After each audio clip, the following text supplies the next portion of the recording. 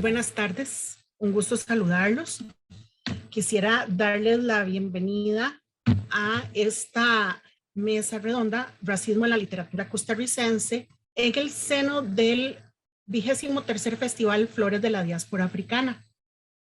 Mi nombre es Natalia Rodríguez, yo soy profesora del Instituto Tecnológico de Costa Rica en la Escuela de Ciencias del Lenguaje y a cargo también de la coordinación de centros de formación humanística, que es el programa de formación humanística del Instituto Tecnológico, y tengo un gusto de darles la bienvenida a la mesa redonda del día de hoy.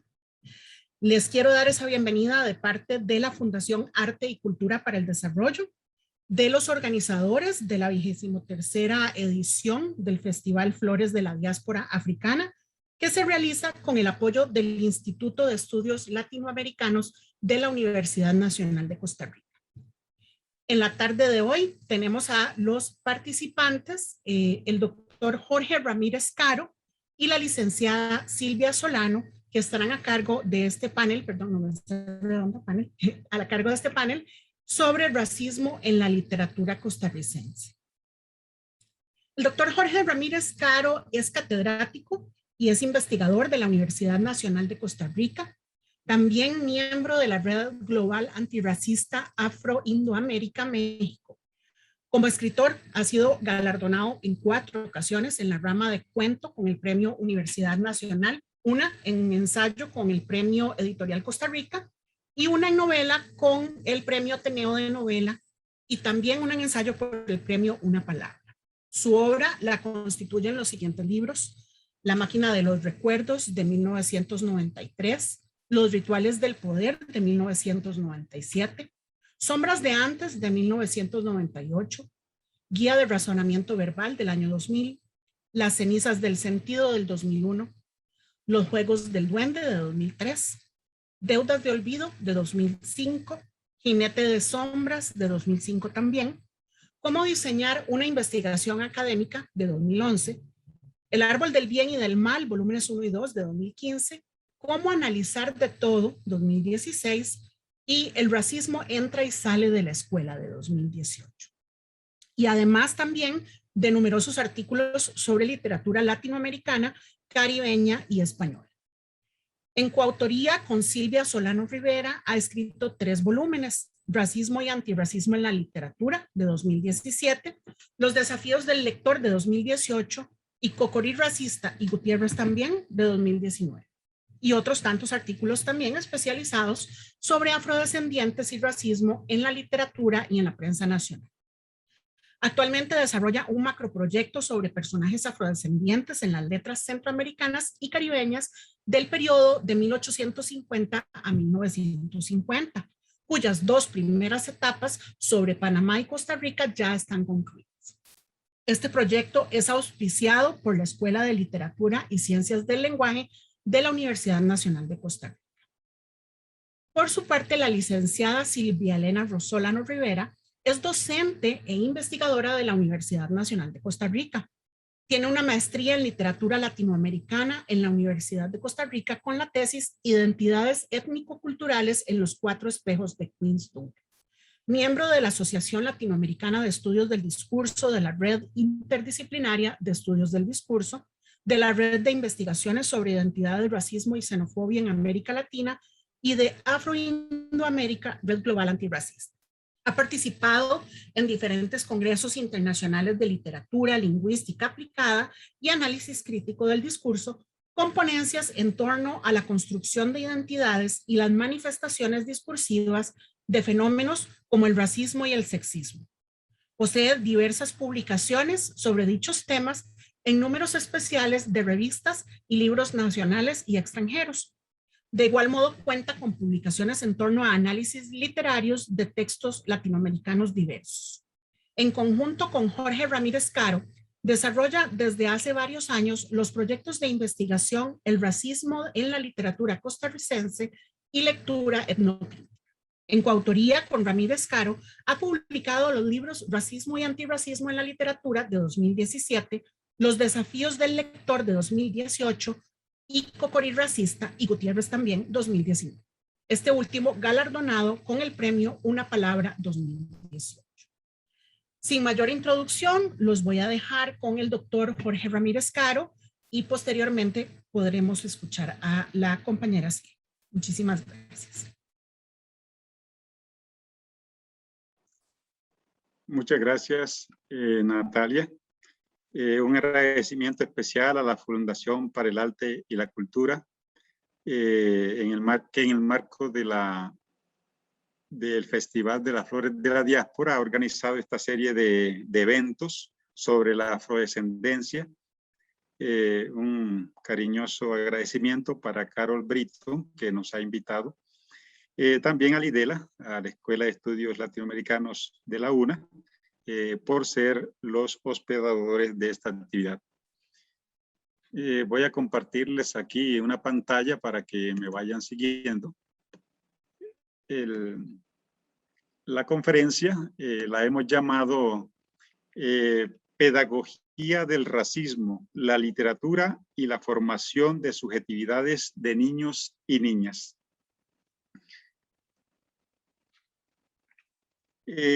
Los procesos de enseñanza y aprendizaje deportan el ámbito de las aulas e involucran a todas las personas con las que interactuamos en nuestra vida cotidiana.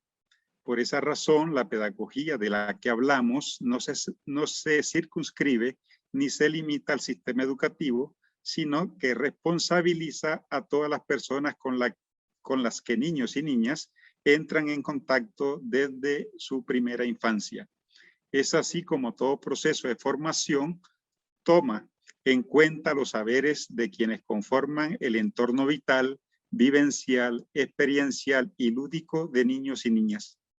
Por tal razón, la formación de la subjetividad de niños y niñas no pasa únicamente por las manos de la familia nuclear o ampliada, sino también por las manos de la escuela, del entorno en que se insertan, conviven y comparten, y de todos los productos culturales que ese contexto social, histórico y cultural genera.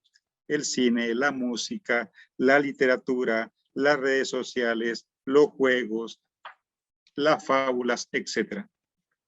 De lo anterior se desprende que la familia no es la única en formar el imaginario o la subjetividad de niños y niñas, ni su tabla de valores y conductas, sueños y expectativas son un escudo impenetrable que pueda contener las arremetidas sutiles o violentas del entorno en el que se mueven niños y niñas.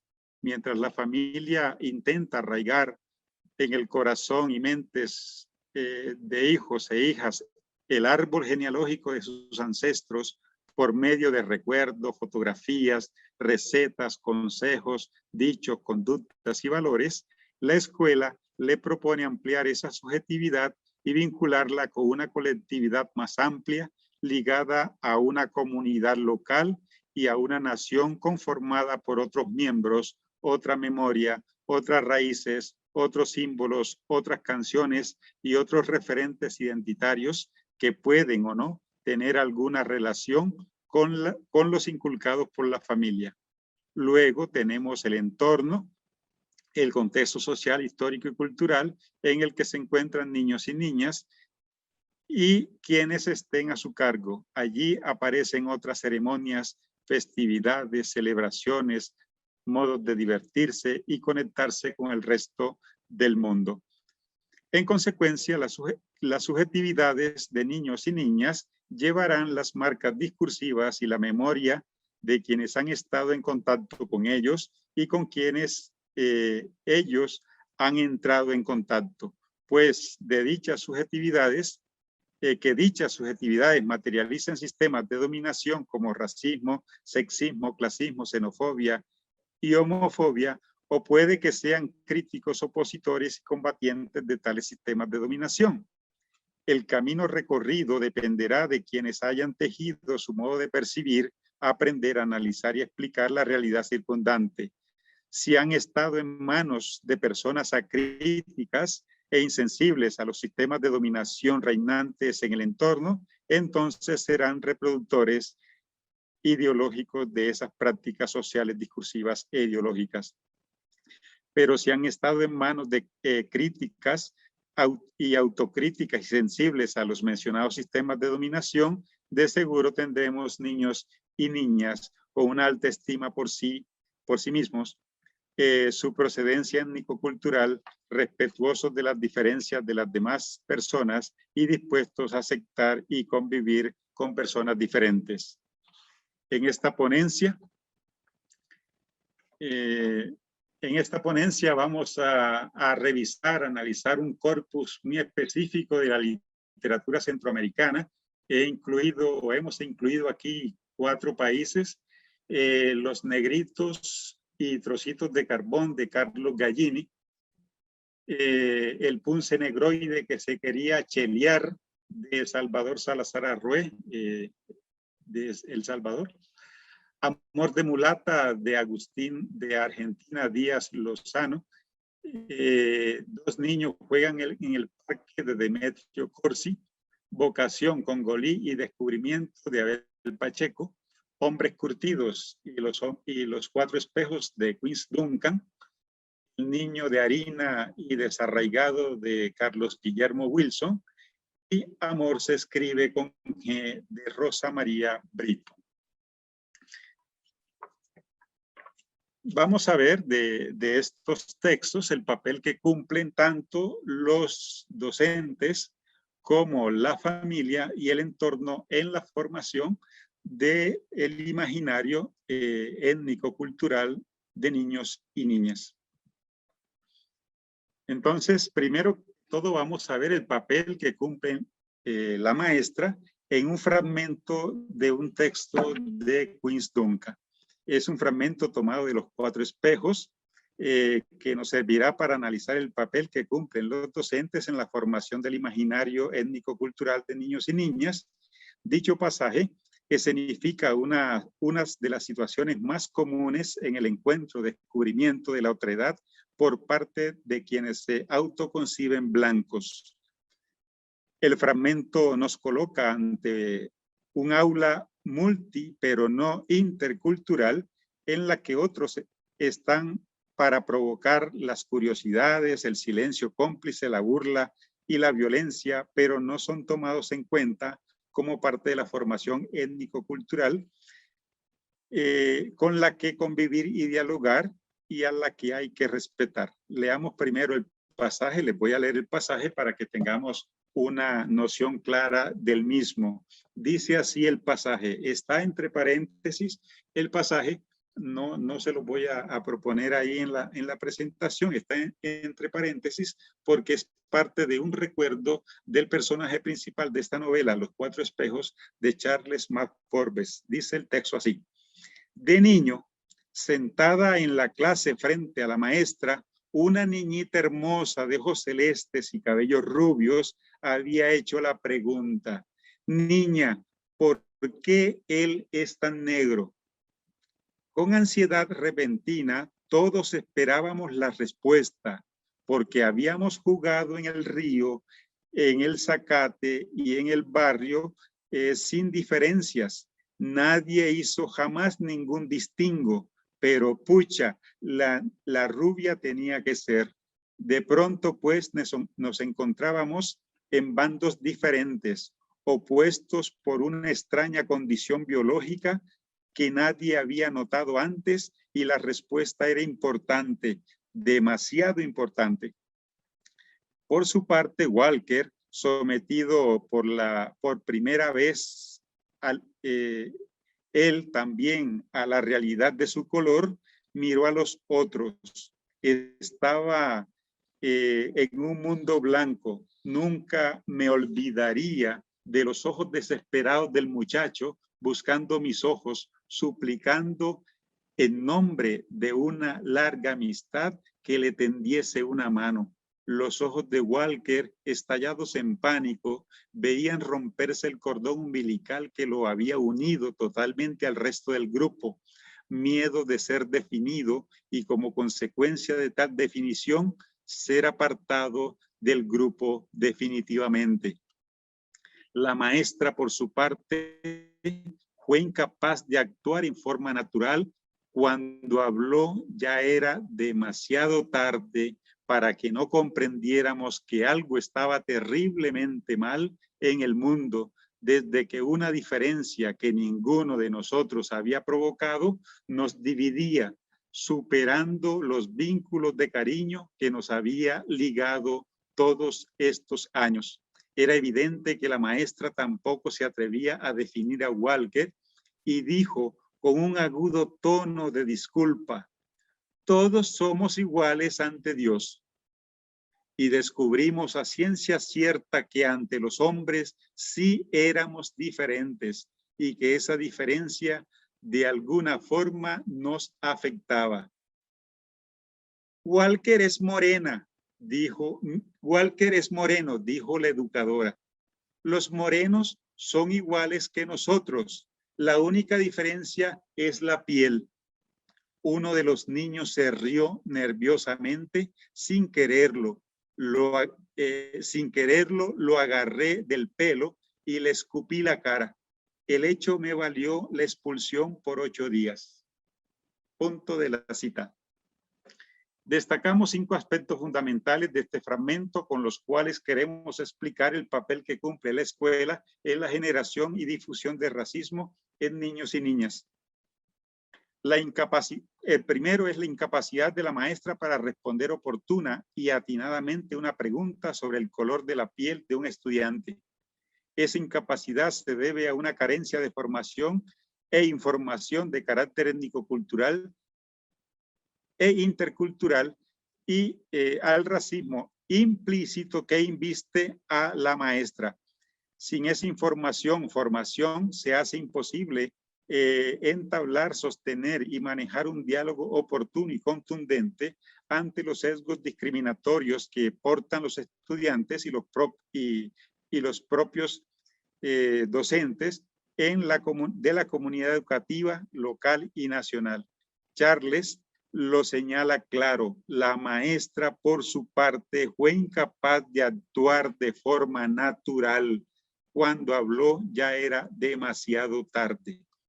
Segundo, la falta de información o formación intercultural posibilita que se genere una doble violencia en el aula, una violencia simbólica y otra física, ambos propiciada por el inoportuno silencio y la tardía respuesta de la maestra.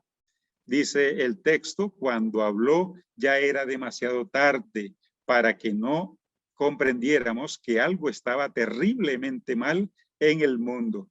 Esa violencia simbólica está condensada en la fractura de la unidad sin diferencias. La pregunta de la niña rubia y la respuesta de la maestra revelan que en este mundo las personas son diferentes y que esa diferencia de alguna forma afecta a las víctimas y que solo somos iguales ante Dios.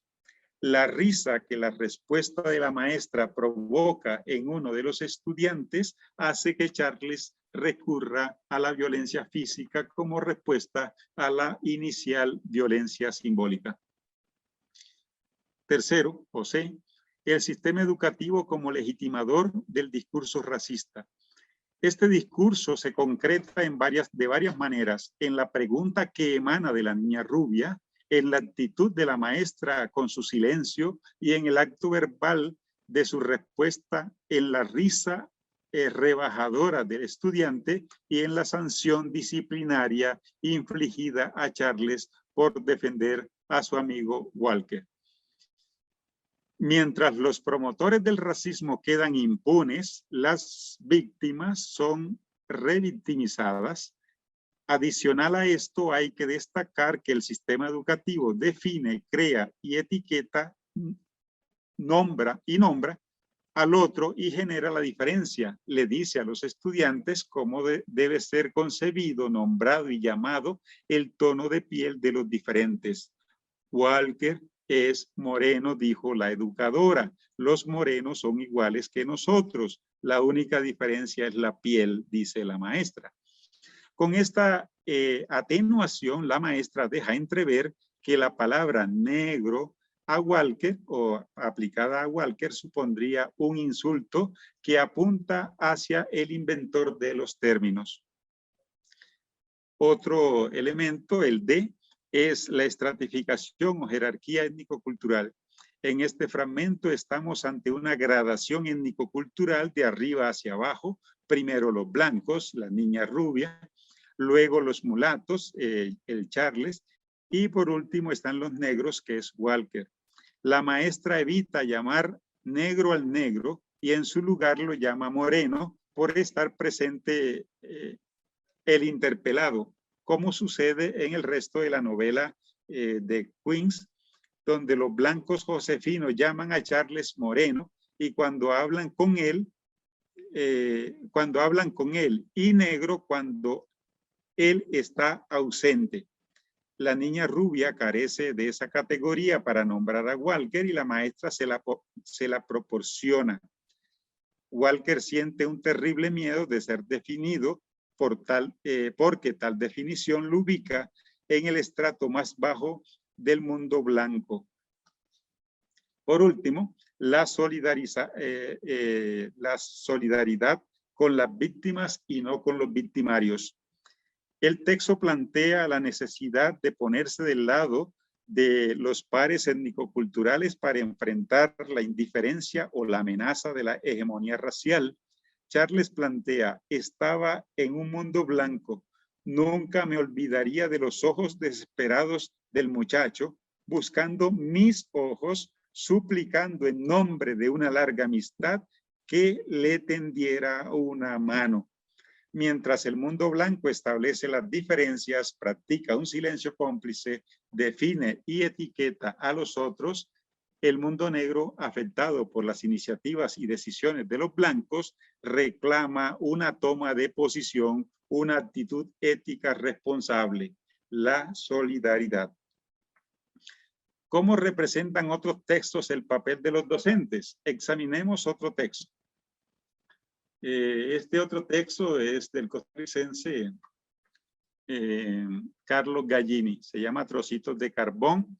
Es un juguete lírico en el que una niña blanca de nombre simbólico Clara, representante de Cartago, siente repulsión, asco y desprecio por dos niñas limonenses, Ada y Lili. El problema se desarrolla en un centro educativo de San José, donde están internadas las niñas con otras procedentes de las provincias de Guanacaste y Punta Arenas, todas a cargo de la maestra Julia. A pesar de provenir de una familia pobre, el padre de Clara es un campesino sin recursos, Clara muestra orgullo y superioridad étnico-cultural y se niega a mezclarse, salir y jugar con las niñas negras. Ese rechazo hacia las afrodescendientes lo expresa en dos oportunidades.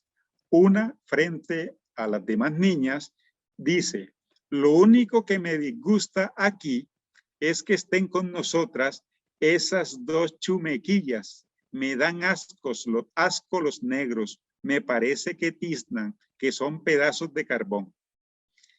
Y la otra manera en que ella expresa su desprecio es frente a la maestra cuando Clara se niega a aceptar los muñecos negros que las niñas negras le ofrecen porque el papá, como es pobre, no tiene la oportunidad de mandarle regalo a la niña blanca.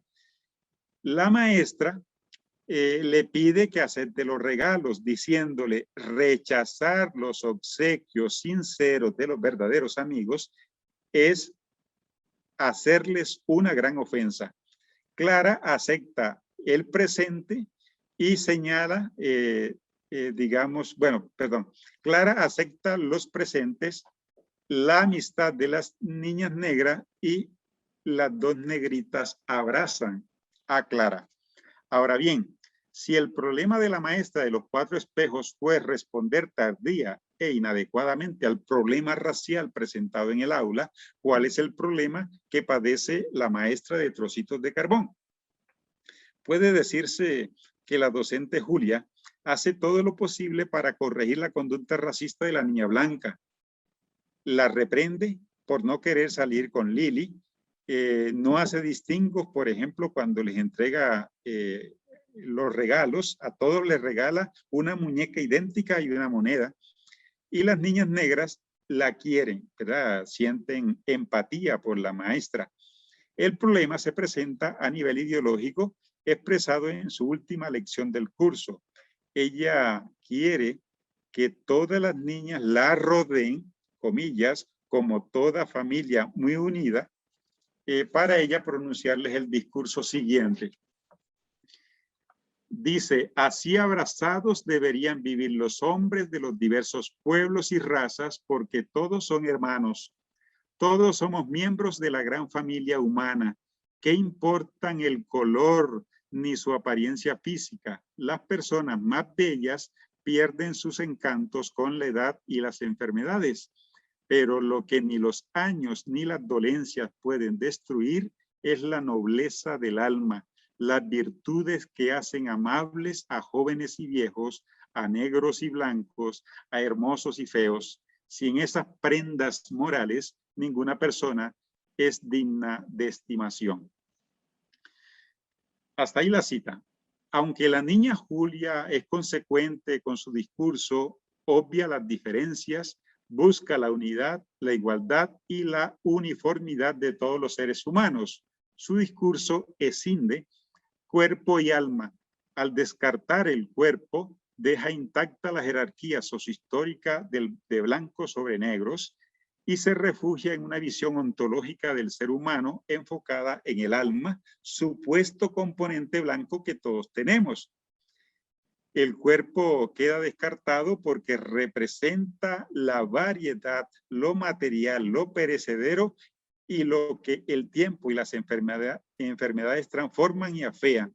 Supone la maestra que si eliminamos el cuerpo, acabamos con la diferencia por el color, es decir, aboga por un proceso de homogeneización ontológica que blanquea a las niñas negras, concretando con ello un proceso de asimilación simbólica. Las negras son negras porque son nobles, humildes, desprendidas y solidarias. Todos podemos ser, según este discurso, todos podríamos ser blancos si somos educados. Se niega la apariencia física para abogar por alguien cuya apariencia no se ajusta al canon de la belleza occidental y eurocéntrica. Este discurso de la maestra es análogo al que al final vamos a encontrar del coro, ¿verdad? El discurso del coro dice, no importa hoy en el mundo tener la tez morena, si el alma es bella y pura y blanco el corazón. El texto exalta el papel de la educación en la formación de las subjetividades de niños y niñas.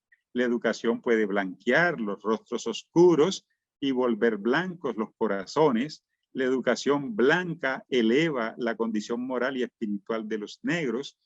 Esta educación convierte a los otros en un nosotros, inculcándoles principios y valores de convivencia sin que el yo pierda la posición de privilegio ni los otros salgan de su condición de sujetos coloniales.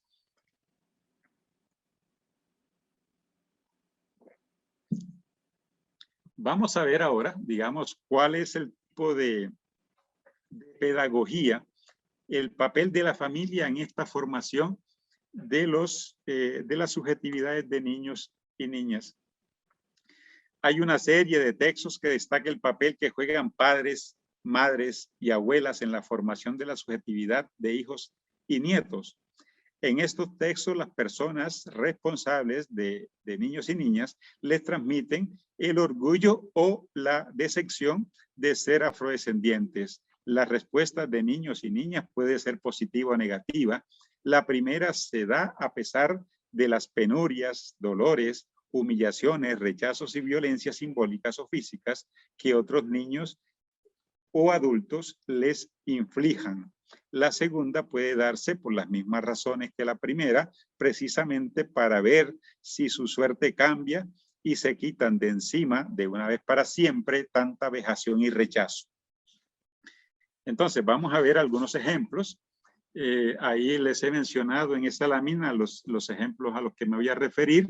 El relato Los Negritos de Carlos Gallini pone de relieve el buen temple y la sólida formación de valores que la madre jamaicana ha inculcado en sus 3 hijos negros, pese al desprecio, insulto, humillación y golpes que reciben de parte de los niños blancos. En ningún momento desprecian su color ni quieren blanquearse. Celia, la niña blanca, organiza y dirige a los niños y niñas del barrio para hacerles la vida imposible, pero los niños negros se mantienen firmes en su identidad y en los valores inculcados por su madre. Más adelante, digamos, en otro texto, en el que se llama el cuento del punce negroide que se quería chelear, es un texto salvadoreño, ejemplifica el segundo caso, donde los niños, de actitud que asumen los niños frente a la discriminación. Este relato cuenta la preocupación de la madre por hacer que su hijo acepte su negritud con orgullo, destacando lo hermoso que se ve. Ella le dice, está bueno así, negrito, y sos simpático, y trayendo a la memoria una serie de referentes afros de las tradiciones religiosas, literarias e históricas, pero cada uno de esos modelos son degradados y descartados por el niño, quien solo visualiza como referente identitario viviente al hijo del dueño de la tienda, de pelo canche, ojos azules y dientes de oro. Descarta al rey mago, por ejemplo, al rey negro, a quien, él dice, a quien la gallina de mi tía le voló el pescuezo y quedó, y se quebró una pata, y de ahí se llenó de tilinguite y todo. Descarta a Otelo, señala, por ejemplo, que le salió giote y de ahí le dieron bocado los cuilios. Y también destaca al negro Lagos, que es un líder independentista negro salvadoreño. Dice de Lagos, muy popular Lagos y Lagos, algún cochino era que andaba haciendo todo eso por todas partes a la chucha, dice el texto. El punce degrada y no admite aquello que representa lo negro en el imaginario de su madre, cuestión que la enoja, y ella le dice, sos inentendible, como negro, negro naciste y negro te has de estar infeliz. A lo que el niño le responde con una apelación a padres y madres, dice, papáes y mamáes que por chuchencia lo andan haciendo a uno barato y dicen que lo barato sale caro. Al no tener más argumento para destacar el orgullo por su color, la madre lo invita a conformarse con lo que Dios ha dispuesto. Ahora pasamos a otro cuento, el cuento de la hondureña Argentina Díaz Lozano, se llama Amor de Mulata. También gira en torno a una joven, Juana, y su deseo de ser como Eugenia, la niña rubia. Ella envidia de la niña rubia su belleza, su porte, su blancura y su pelo, porque supone que eso es lo que la hace atractiva al finquero don Francisco, a quien primero acude a quejarse de su condición de mulata y pobre es a Dios, y le dice esto a Dios, ¿por qué me diste, Padrecito, este pelo que parece pimienta de olor y esta piel tan negra? ¿Y por qué no tengo yo dinero para comprar zapatos bonitos, cintas para la cabeza, lindos vestidos y todo eso que deja tan guapa a cierta niña de por ahí? Como Dios no les responde, va y le reclama a su madre, una mestiza, según el relato. Ella quiere saber sobre la apariencia de su padre, porque lo único que sabe de él es que era bueno y muy trabajador y que la quería mucho. La madre le cuenta que también era alto y fuerte y que era un jamaicano. Finalmente se entera de que su padre era un negro y le dice la madre, pero muy galán, dice la madre. En ese punto viene el reclamo final y el reproche de la hija a su madre. Dice, ay, ¿Y por qué te enamoraste de un negro?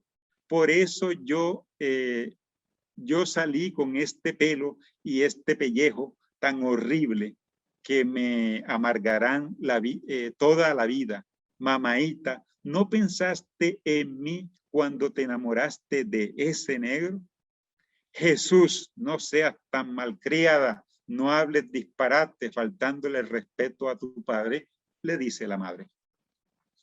Al igual que en el cuento del Punce, la mulata ha convertido a la niña rubia en su modelo identitario y ha rechazado su origen étnico-cultural.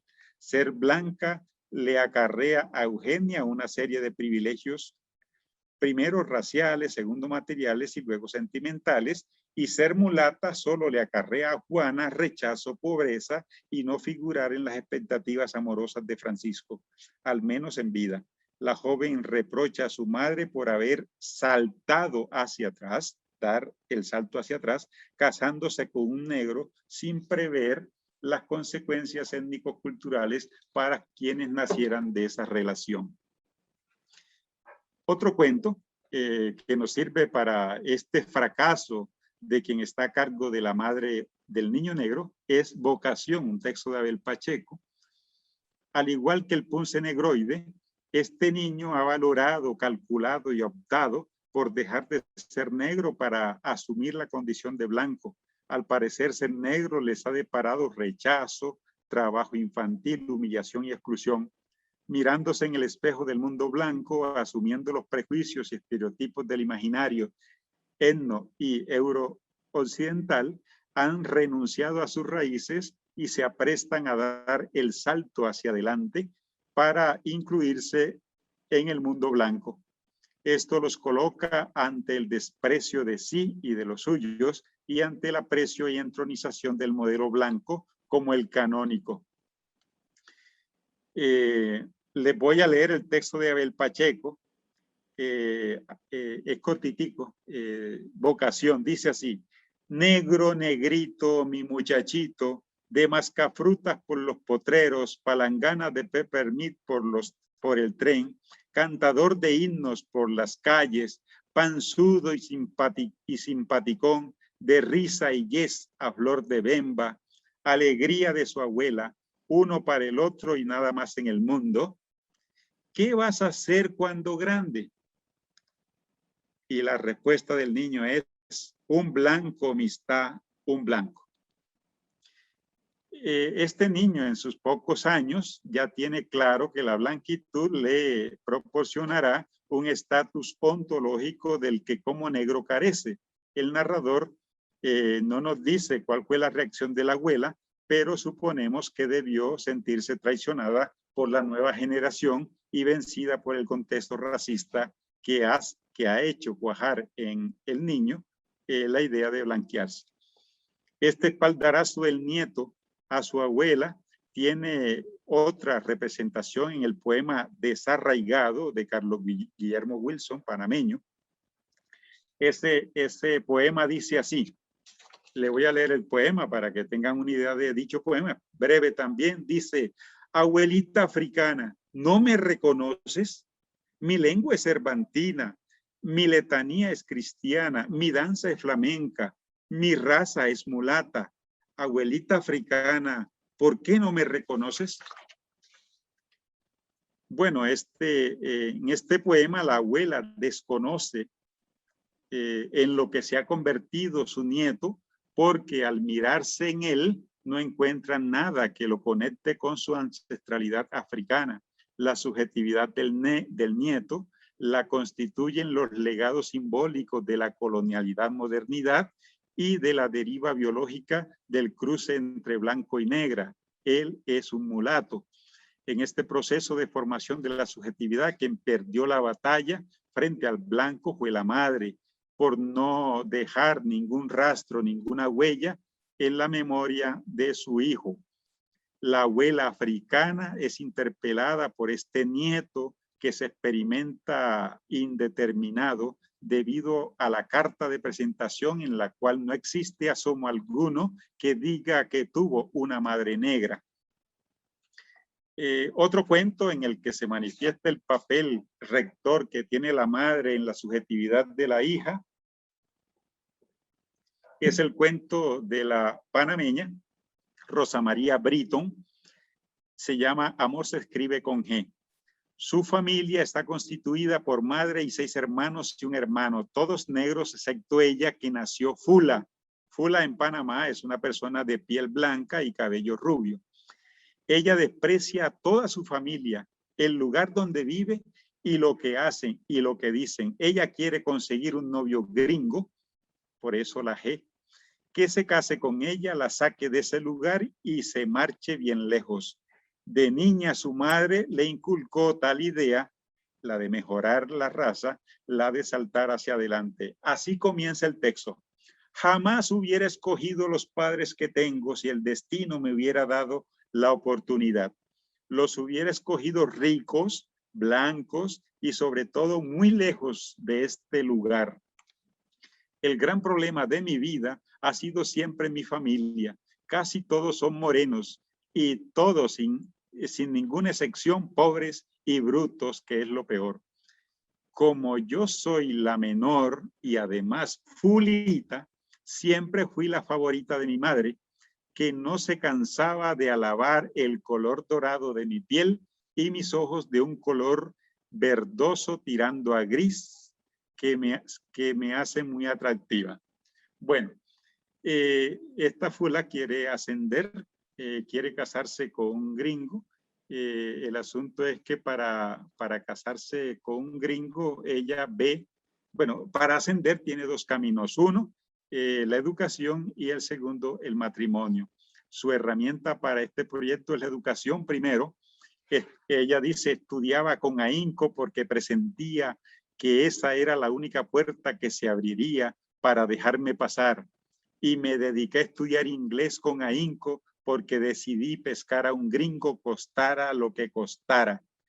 Entonces, en ese proceso, ella empieza se educa, después consigue trabajo.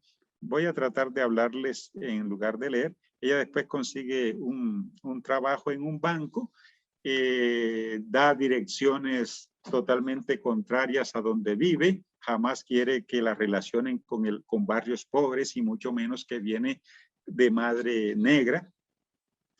Ella en algún momento descubre que la madre ha tenido un noviazgo de donde ella ha nacido, no con un negro del Darién, dice el texto, sino ese accidente, ese no fue un accidente de cama, eso debió ser bien planeado para tenerme a mí, para mejorar la raza.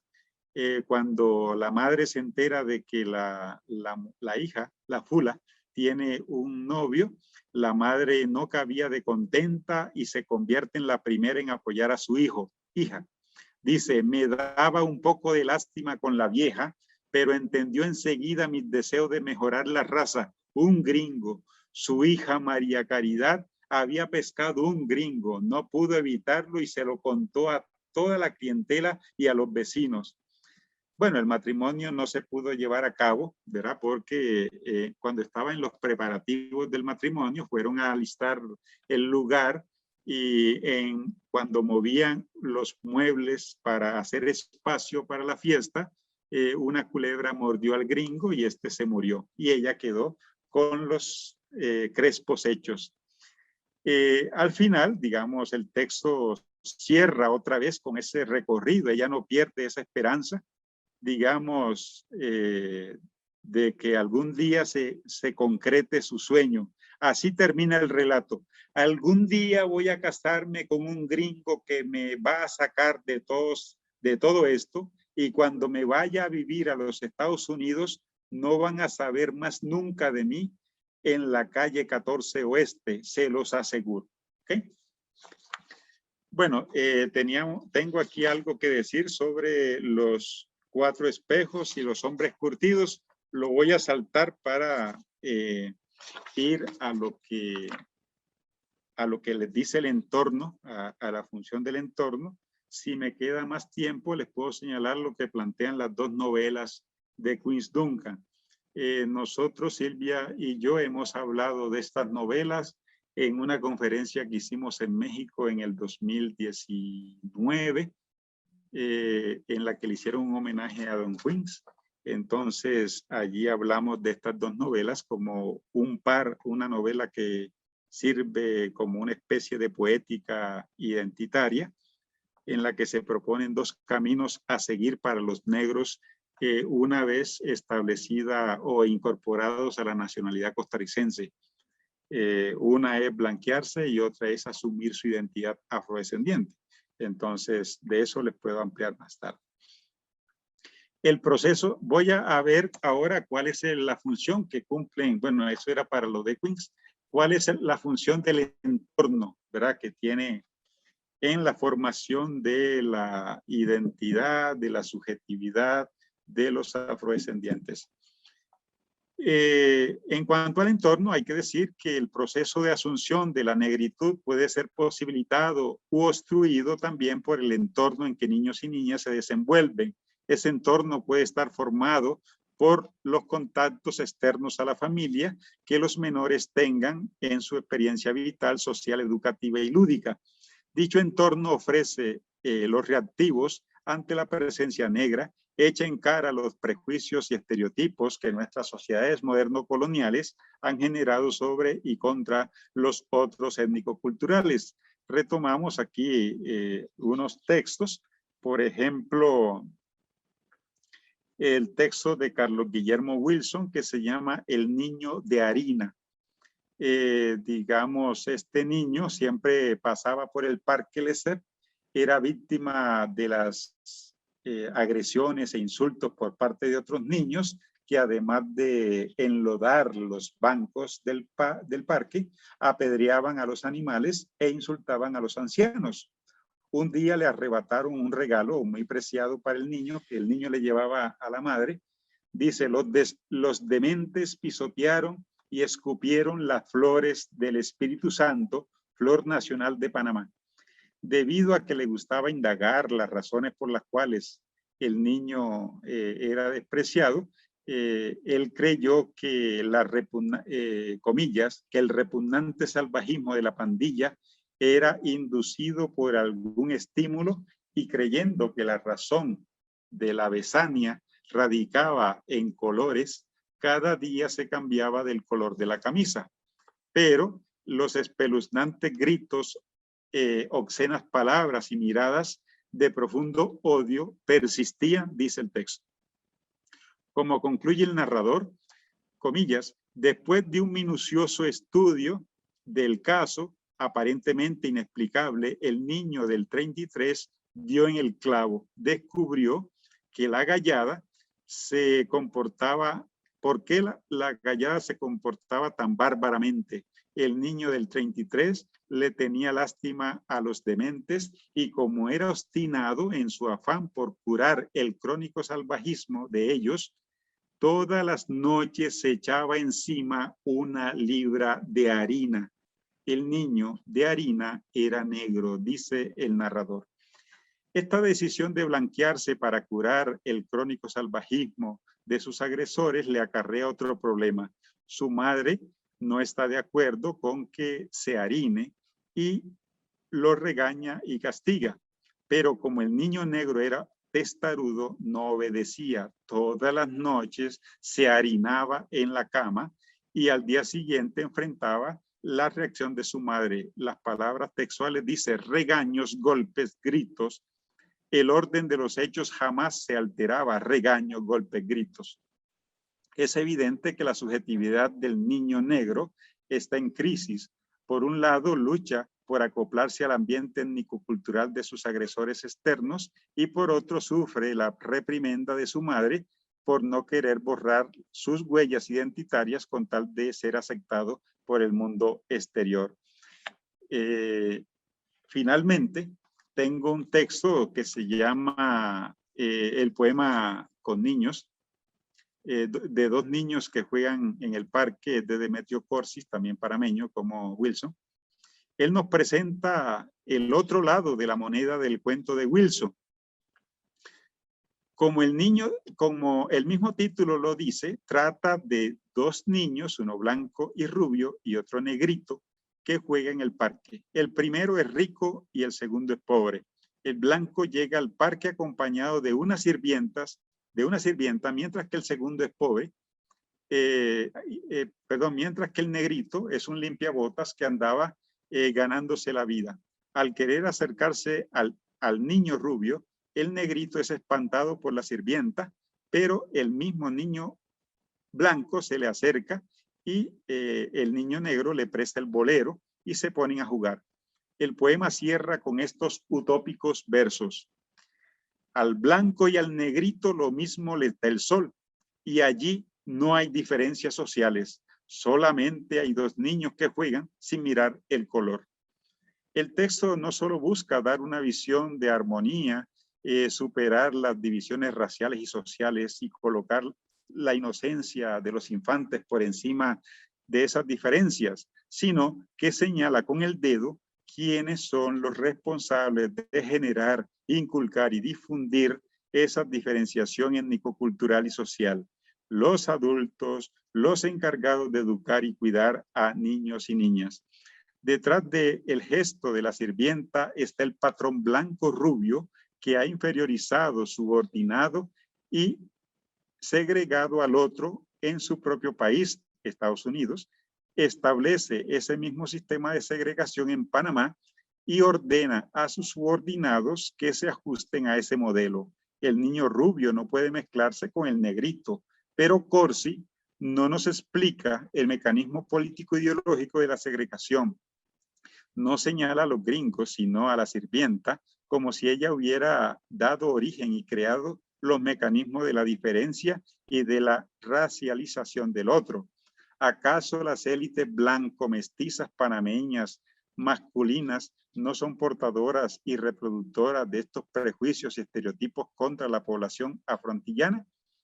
La actitud de acercarse de los niños de acercarse primero el negro y luego el blanco evidencia la naturaleza humana no asimilada por la ideología del mundo moderno colonial. Su imaginario o subjetividad aún está en formación y actúa según su natural afecto de socializar, unirse y jugar con el otro sin mirar su condición socioeconómica y étnico-cultural. A modo de conclusión, ¿qué podemos concluir de esto? Aquí tengo algunas indicaciones, pero voy a ir a la final. ¿Qué podemos concluir de esta muestra textual analizada sobre el papel de la literatura en la formación de la subjetividad de niños y niñas? Quienes escriben, unos más que otros, poseen conciencia sobre la gran responsabilidad que tienen las personas adultas en la formación de actitudes positivas o negativas sobre sí, su condición étnico-cultural y la de otros grupos. Que estas actitudes pueden ayudar a definir a niños y niñas frente a la posición que deben tomar ante su propia etnicidad y la de los otros es bien claro. Y lo más importante, los sistemas de dominación como el racismo, el endorracismo y el sexismo no se originan por sí solos en el imaginario de niños y niñas, sino que son inculcados, sembrados y cultivados por las personas internas o externas al núcleo familiar que están a cargo de los infantes. Es decir, que los adultos, profesionales o no, son responsables de inculcar actitudes y posiciones racistas, endorracistas y sexistas en otros, de que también actitudes que aprecien su etnicidad y la ajena y que se sientan orgullosos o vergüenza por sus ancestros africanos. Si quienes están a cargo de niños y niñas no inculcan valores como el respeto, la aceptación, la convivencia y el diálogo intercultural con los diferentes, jamás tendremos una sociedad y una cultura sanas, justas y democráticas. Eso es todo. Entonces, muchas gracias por su atención y estamos establecer un diálogo que nos pueda ayudar a ampliar más lo que hemos expuesto. Muchísimas gracias por su participación, doctor Ramírez. No sé si en este momento Silvia desea agregar algo o si pasamos a las preguntas. Hola, buenas tardes. Muchas gracias. No, de mi parte, yo esperaré las preguntas. Bueno, yo tengo un par de preguntas que quisiera dirigirles, bueno, un comentario y un par de preguntas porque me parece profundamente interesante la ponencia, ¿verdad? Creo que es de muy alta relevancia y dado que mi especialización en maestría fue justamente trabajar con teorías postcoloniales aplicadas a la literatura, pues hay algunas cosas que me llaman mucho la atención. Me parece muy interesante particularmente la forma en que las diferentes configuraciones del racismo en estos textos que ustedes estudian ponen en evidencia tanto la existencia como la inestabilidad de aquello que Boaventura de Sousa Santos llama la línea abismal entre las zonas fanonianas del ser y el no ser, ¿verdad? Esta hegemonía eurocéntrica y todo lo que queda por fuera de la hegemonía. Y además, también este racismo muestra la naturaleza heterogénea de estas zonas, en el sentido, por ejemplo, de que hay diferentes aproximaciones al centro, a la blanquitud, que tanto se aprecia, ¿verdad? Por parte de algunos de estos personajes. La primera pregunta que quisiera hacer para cualquiera de los dos en realidad es, en este sentido, ¿verdad? Viendo esto, y además partiendo de que las diferentes formas de racismo en el canon literario generan un impacto sobre la formación ideológica de las nuevas generaciones, ¿cómo se puede tomar en cuenta la interseccionalidad a la hora de pensar este impacto del canon y en la posibilidad de descolonizar el conocimiento para las nuevas generaciones, trabajando los cánones literarios? Esa es la primera pregunta. Y la segunda pregunta, si han notado alguna diferencia en la aproximación al racismo en los textos desde el punto de vista del narrador, que se pueda entender o asociarse con el periodo en el que fueron escritos los textos, así como con la posición social, ideológica y cultural de sus autores, o mejor dicho, la colocación de estos autores dentro de esa zona del cero, esa cercanía al centro hegemónico. Esas serían las preguntas mías. Voy a dejárselas y luego les puedo indicar las preguntas del público. Muchas gracias.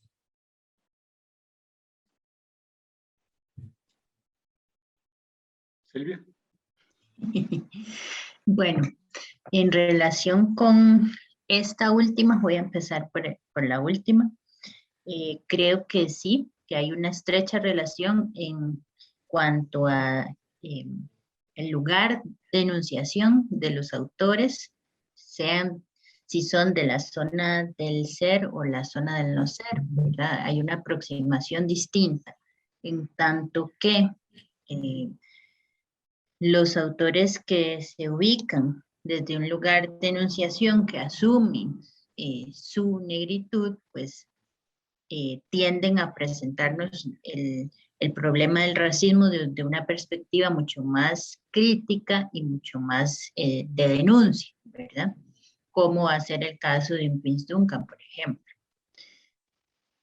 Tenemos el caso de Abel Pacheco, que es ahí como un intermedio, digamos, ¿verdad? Es un punto de inflexión que ya no es el mismo autor situado desde su blanquitud y desde su privilegio y desde una visión de superioridad moral y tal, sino que ya es otro lugar, se mueve hacia otro lugar, aunque no es un afrodescendiente.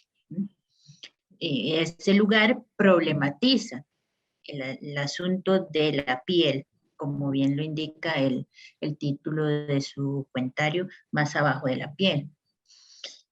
Y pues tenemos a los autores ubicados desde una posición de privilegio, blancos, occidentales, religiosos, pertenecientes a la oligarquía, etcétera, cuyos personajes van a ser absolutamente marginados, retratados de manera negativa, caricaturizados, y entonces hay una relación bastante importante entre el lugar de enunciación de quien está construyendo el texto y la representación que ofrece de las identidades afrodescendientes y los pretendidamente blancos. Con respecto a el asunto del racismo y el canon, creo que lo que toca es simplemente romper los cánones, ensanchar, ¿verdad?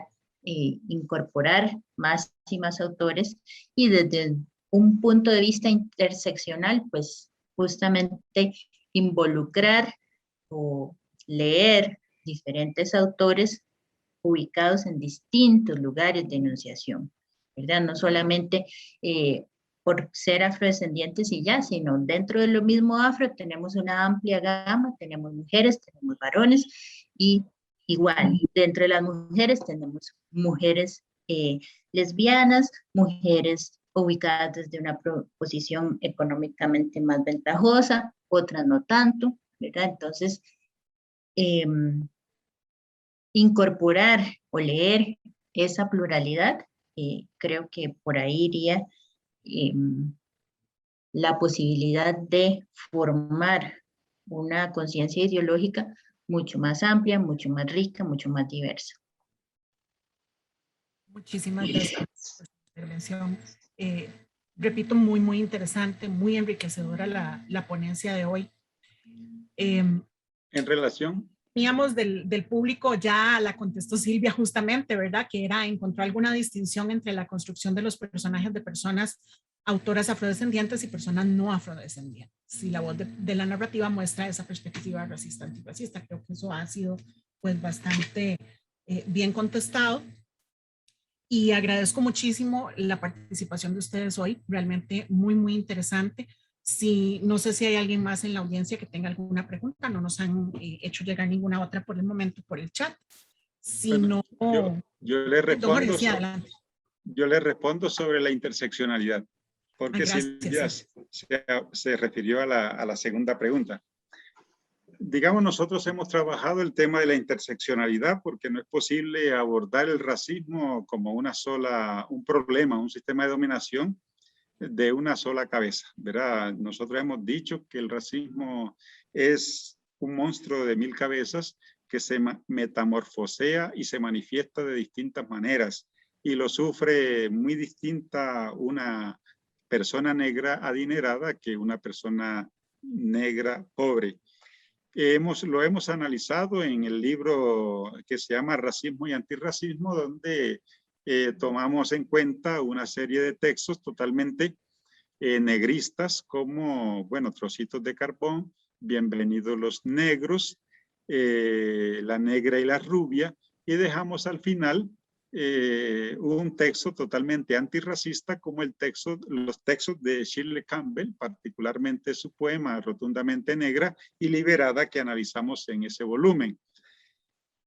Si nosotros, y digamos, también lo hemos analizado cuando en nuestro libro Cocorí Racista y Gutiérrez también, particularmente el caso de la madre de Cocorí, es hecha o obligada a autodefinirse como yo soy una negra ignorante que no entiendo tus preguntas.